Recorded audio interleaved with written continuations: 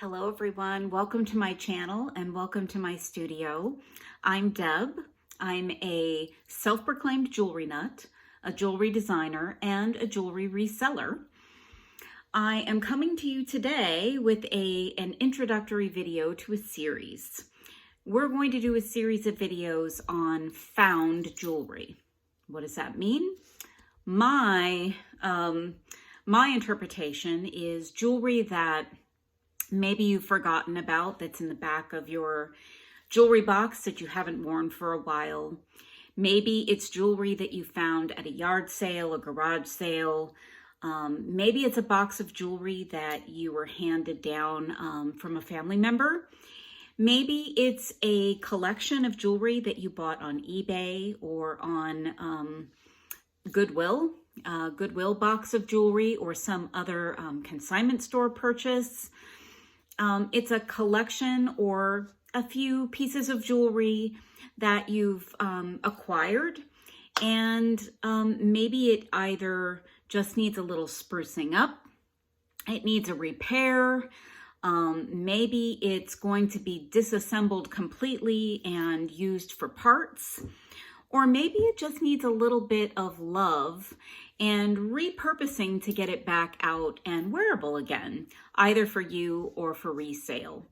So I love to do this kind of thing. So in all my years of collecting jewelry and making jewelry and selling my own jewelry, I use a lot of found jewelry.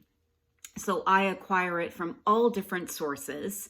And in this series, we're going to talk about sourcing and finding jewelry, using all the air quotes, sorry. And, you know, the ways that you can take those pieces and not send them to the landfill, but you use them in ways that will not send them there. Now, there are obviously going to be some things that have to go to the dump. They're just going to be, because they're just too far gone, or have too much decay, or, you know, there's some other issue or problem with them. So, not saying everything's salvageable, but there are certainly lots of ways that you can keep things from going there. And that's really one of my objectives. But I've been going through bags of jewelry I've procured from a lot of different sources over the years. So people have given me things, gifted me boxes of things. I've purchased large lots of jewelry from eBay, Goodwill, other sources. You can sometimes find jewelry jars and other jewelry bags and things at your local consignment stores. So there's lots of ways that you can acquire found jewelry or find the found jewelry. So we're going to break down the different ways of dealing with found jewelry in a series. Now, they're not all going to be displayed here on my channel back to back, but they will be periodically displayed so that you can follow along, and then at some point you could binge watch the series. One of the things that we're going to do as part of the series is take something and breathe new life into it. So I like to call it sort of repurposing, or I don't know, re-engaging a piece of jewelry. And so we're going to actually do some of that together. So I may do it live, or I may do just a pre-recorded video and show you a piece before, and then show you kind of my thought process, and then actually do the repurposing on video. And I have a few pieces I thought you might be interested in seeing, because there are recent acquisitions and recent repurposes. And actually, I'm going to make all of these pieces available for sale in case anybody wants to take them off my hands. So I've got a few, and I thought what I would do is talk through my thought process. How did I come to repurpose the piece the way that I did? What did I do? How did I do it? I don't have before pictures of any of these. I wish I had done that, but when I actually did it, I didn't think about the process of showing it yet. So we'll be doing some of that live or together from beginning to end on video. So the first piece, this is an acquisition I made from a YouTube seller, so a fellow YouTuber. And this is a necklace, and it is a slider necklace. And this is something that's pretty popular right now. These slide closures give a lot of versatility to how a piece can be worn. And I didn't realize that these have been popular periodically over the years. I guess I didn't pay much attention when I saw these in the past, but I saw pieces like this go back to I think the 40s. They were a little bit different in terms of the mechanics of them, but nowadays there are a lot of really cool silicone closures. So metal on the outside, silicone on the inside. Back then it was pretty much all metallic. So when I came across this pretty necklace, I thought, oh, this must be modern, but it's just beat up because somebody really loved wearing it. So I started to do some research and really didn't find anything, didn't spend a lot of time on it, and I just moved on to the repurposing. So this little slider piece was actually just a blank slate. There was nothing on it. It was just flat metal. And I thought to myself, because there was a little scratching on it, I thought, I could just put something on it and that will jazz it up, breathe new life into it. And I picked these really fun candy colored cabochons that are acrylic, and I glued one on each side. And it actually just really brought some sunshine and joy to kind of a piece that's been around the block. Now, after I made it, I started doing some more research, and I realized that it actually is a Monet piece, and it's from the 60s. And that explains the wear. So I'll say that this piece is intended to be silver tone, but because it's been around the block a time or two, it actually has some of the plating coming off, and actually has somewhere in between a gold and a silver. And I think that actually makes it appealing, at least to me. The way I see it is sometimes you need something that's a bit of an obscure metallic. So maybe not quite a bright gold or a bright silver, but something in between, because maybe it goes perfectly with your outfit. So, so this piece is really, really kind of cool and fits the bill. It still has a clasp. It's a fold over clasp up top. And that makes it easy to get on and off. The slider is a little bit on the loose side, but I'm going to fix that up a little bit so that we can get it to stay put a little better. But the cabochon on each side will allow this to flip around if it does, and have that pretty color on both sides. So this one is really kind of fun, and all it took was just a real basic application of a cabochon onto the slider with a little bit of jewelry glue, and it's a brand new piece that has new life breathed into it. So I thought that was kind of fun. This one's a little wild. So some of you may have over time seen jewelry pieces made with coconut beads. And typically, I would say the places I see the use of these beads are in gift shops and maybe some lower cost jewelry type scenarios. And I actually kind of like them. They're a nice texture. They're lightweight, similar to wood. And a lot of times when you find them, they're dyed. And they're usually dyed some really beautiful colors. And most of the time I see these things and I think, I don't know if I like that, not really my thing, not really in the best of shape or made very well. But this one that I acquired, a bracelet, actually was in really great shape. It's a stretch bracelet, and the stretch was still really, really good. And the colors were just really vibrant and beautiful. And the only problem with it, and this is the bracelet, is that there was a piece missing from the center of it. And I wish I had done a picture of it. We're doing that from now on. There was something missing from the center. And what I think was missing was maybe a little cluster of small coconut beads to kind of create that, center of a flower look. So I thought I got to find something for the center, and I want to jazz this piece up a little bit and make it look brand new. So this is how the bracelet looks, and it's these really cool, like half moon shaped beads. And in between are little round spacers in like a brown tone, and really good stretch.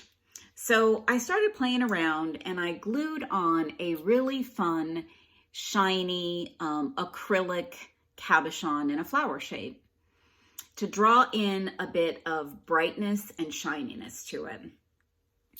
And there was nothing in the center of that flower, so I glued in a little flat back metallic crystal, and then I just kind of started to go crazy from there. So I then got out a bunch of the flat back crystals and I glued them on across the whole face of the flower to give it a little bit of sparkle.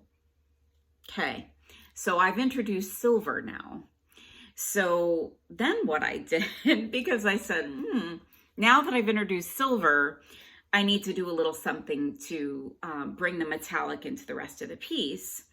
Without taking it apart, what I did was introduce some silver onto the actual wood flower, and then gave it a little bit of a rustic brush across the rest of the bracelet. So I toned down the colors, which was part of the reason why I liked it to begin with. But it just felt right to keep going. And honestly, sometimes I can't stop myself.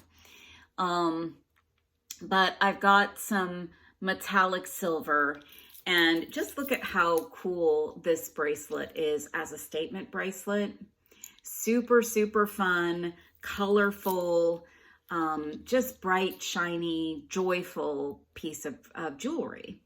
I think now this is actually quite wearable and great for, spring, summer, and to jazz up, your vacation wardrobe, or to wear out with your sundress, to go out and have a nice lunch or dinner somewhere. It's really a really fun piece. So I breathed new life into that one. And then this one is my favorite. So I'm a big fan of these little jingly bells. And you can see the little jingly bells. Let me cover up that. You can see the little jingly bells here. I have a hoard of those. And I happened to see this piece in a collection of jewelry.